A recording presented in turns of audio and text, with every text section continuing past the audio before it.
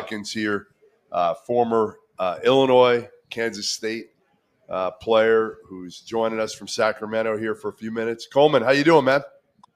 Pretty good. Can't complain. Just at home chilling. I'm going to introduce everybody so you know who everybody is, all right? Just so you know who's asking you what. We got Big Frank Kaminsky. You remember him? National Player of the Year from Wisconsin a decade ago. He's old now. We got Matt McCall, former UMass head coach. Rob Doster, who you know. Jarrell McNeil, former Marquette star, who's been with Field of 68 all year. And you know Brooks Barnheiser because you played against him in the Big Ten. Brooks said he locked your ass up, Coleman. I won't say he didn't. Brooks is a good player. What's up, man?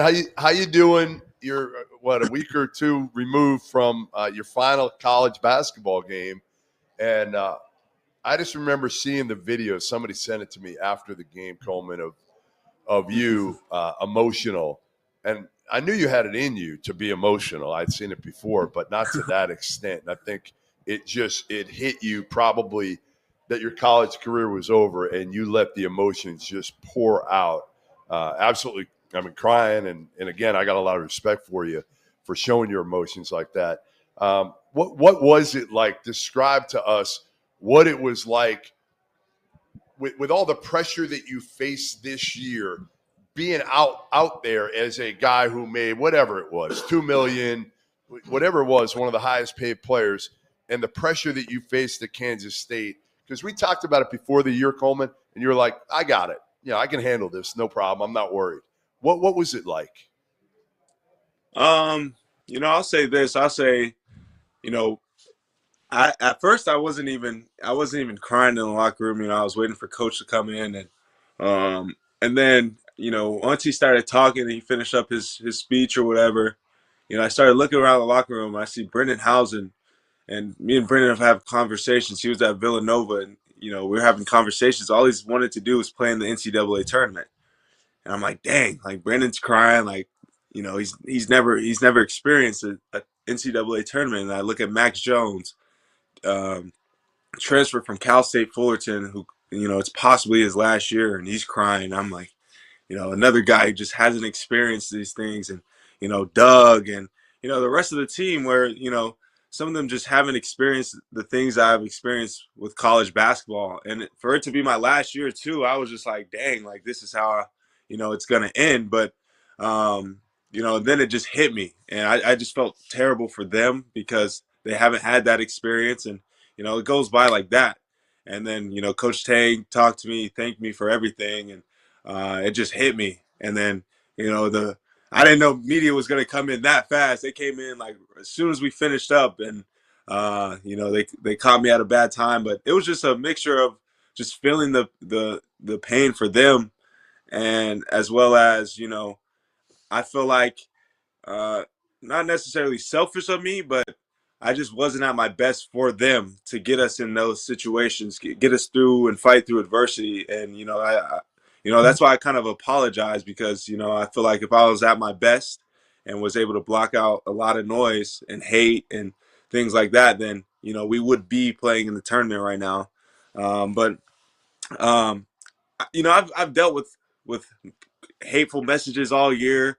I've dealt with this kind of stuff my whole career. And I say it's just different because when there's a narrative about you, you kind of start believing things. Oh, he's not worth this. He's not worth that. You paid him. You know what I'm saying? And that was kind of like what was going on with me. I started to believe, and I just had to get out my head. And some games I played free, some games I didn't. And I think it would have helped more if there was kind of more structure. But our team was kind of at randomness at times. So, but that was kind of what the big broad picture was. I won't go too deep into detail. So.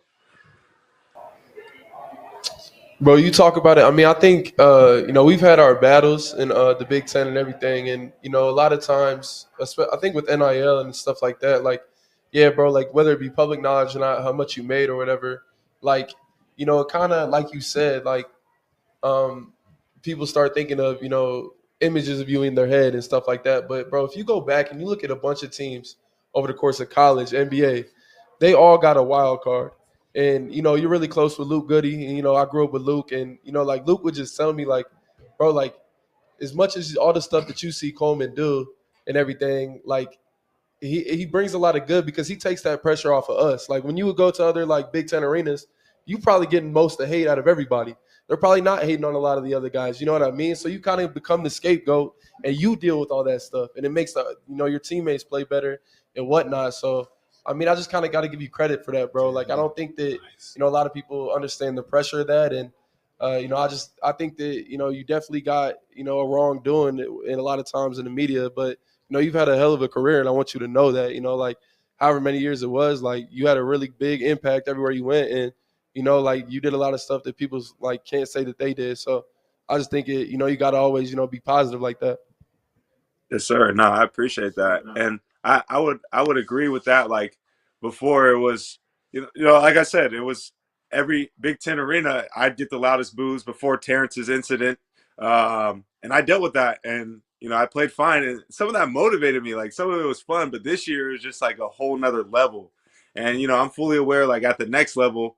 But, and to my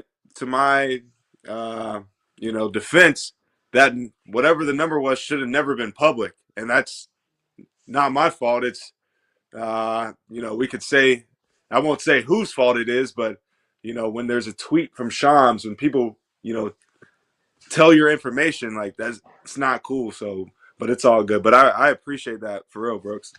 I appreciate you.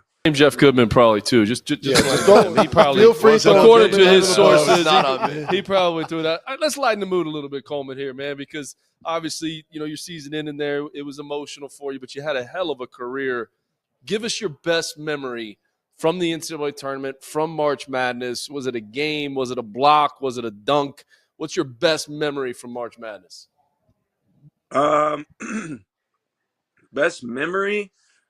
I really loved the environment of that Iowa State game. That was a really good game. That's probably like my favorite game, but favorite memory, like one play was probably my block against Chattanooga. I filled in for Jacob Grandison, who wasn't playing that game, and ended up with a huge block. And we advanced and, lost in the next round at Houston. But that moment, that specific play was really cool. And it was in the one shining moment. And, that was a really cool moment. So. Former head coach at Chattanooga, man. Why is he going to pick on the Mocs? I'm sorry. That's what Coleman does, man. That's what Coleman does. What's your plan for the offseason here, Coleman? You're getting ready. You're preparing for the draft. You're preparing to try to make a way in the professional ranks for basketball. How are you getting ready for that? How are you working through it? And how healthy are you right now? You know you dealt with some knee stuff. Yeah. Right now I'm doing everything that I couldn't be doing if I was playing. I'm golfing. I'm going to NBA games. Like I was at the Warriors game last night supporting my man Pods. Just doing stuff that I wouldn't be doing right now, and just enjoying my free time until I start ramping it up for pre-draft, which is we're probably going to start here soon. Probably I might start a little bit earlier, but probably that first week of April. But with my knee, I fractured my tibia plateau, so my tibia bone up in my knee against Utah. And on Monday this week, I got an x-ray because I was 4 weeks out, and the x-ray still looks the same, but the swelling has gone down. So the doctor actually told me he has a lot of respect for me because he didn't think I was going to be able to play the rest of the season. So he recommended I take 2 to 3, 4 weeks off and just relax and let that bone completely heal. So that's what I'm kind of doing right now. He said I was good to golf though, so I've been golfing, and that's about it. So I'm just, like I said, just doing fun things that I wouldn't be doing if I was playing basketball right now. So,